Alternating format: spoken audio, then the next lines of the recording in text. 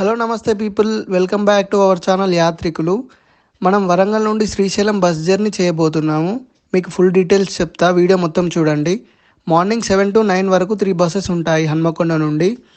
Evening అవుతుంది వెళ్ళడానికి. Ticket price వచ్చేసి 790 రూపీస్. బస్ అయితే వరంగల్ నుండి హైదరాబాద్కి స్టార్ట్ అయింది. వరంగల్లో అయితే రెయిన్ లేదు, కానీ భువనగిరి ఎంటర్ కాగానే ఫుల్ రెయిన్ పడి ఆగిపోయినట్టుంది. రోడ్ మొత్తం పచ్చిగా ఉంది. చాలా బాగున్నాయి లొకేషన్, చుట్టూ గ్రీనరీ చాలా బాగున్నాయి అయితే లొకేషన్స్. మనం ట్రావెల్ చేసిన బస్ అయితే చాలా ఫాస్ట్ గానే హైదరాబాద్కి రీచ్ అయింది.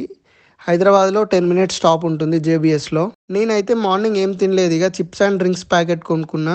మనకు అడ్వాంటేజ్ ఏంటంటే వీళ్ళు సూపర్ లగ్జరీ బస్లో వాటర్ బాటిల్స్ అయితే వీళ్ళు ఫ్రీగా ఇస్తున్నారు. ఇదే మన bus super luxury, bus number 8273 Hanamkonda to Srisailam. పదండి లోపల ఎలా ఉందో చూద్దాం. బస్ మధ్యాహ్నం వరకు ఆగదని అందరూ తినడానికి ఏమైనా కొనుక్కోవడానికి అయితే వెళ్ళారు.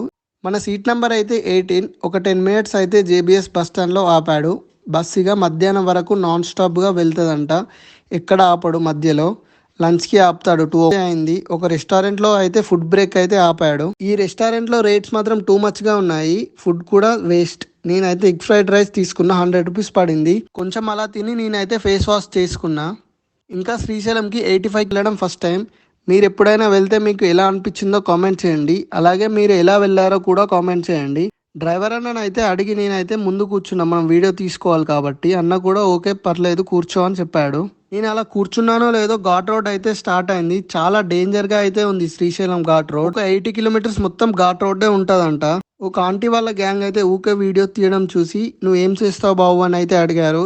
నేనైతే యూట్యూబ్లో వీడియో చేస్తా అని చెప్పాను. ఆల్ ద బెస్ట్, లైఫ్లో ఇంకా ఎక్స్ప్లోర్ చేయి, నువ్వు ఇంకా చాలా ప్లేసెస్ తిరుగు అని అయితే ఆల్ ద బెస్ట్ అయితే చెప్పారు. Thank you so much.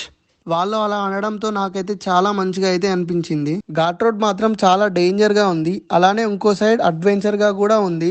చాలా థ్రిల్లింగ్ అయితే అనిపిస్తుంది నాకైతే. కానీ మన బ్యాడ్ టైం, ఎంతో ఆశ కొద్దీ డ్యామ్ గేట్స్ వదిలారని చూద్దామని వస్తే నేను వెళ్ళే వరకు 5 అయింది. డ్యామ్ గేట్స్ అయితే 4కి క్లోజ్ చేశారంట. చాలా అంటే చాలా బాధగా ఉంది, మొత్తం బిస్కెట్ అయింది. డ్యామ్ దగ్గర ఒక టర్నింగ్ ఉంది, అసలు కొత్త డ్రైవర్స్ అయితే ఈ ఘాట్ రోడ్లో అయితే నడపలేరు. చాలా అంటే చాలా డేంజర్గా అయితే ఉంది ఘాట్ రోడ్డు.